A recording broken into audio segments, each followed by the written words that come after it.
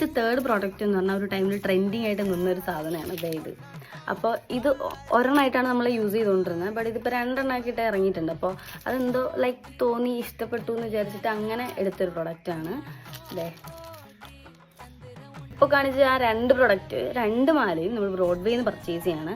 അതുകൊണ്ട് തന്നെ നല്ല റേറ്റ്, അഫോർഡബിൾ റേറ്റിന് നമുക്ക് കിട്ടിയതാണ്. അപ്പം നെക്സ്റ്റ് പ്രൊഡക്റ്റ് എന്ന് പറഞ്ഞു കഴിഞ്ഞാൽ നമ്മുടെ ലോട്ടസിൻ്റെ ഒരു ഡിസൈനിലുള്ള ബ്ലാക്ക് സ്റ്റോൺ വന്നിട്ടുള്ള ഒരു ഇയറിങ്സ് ആണ്.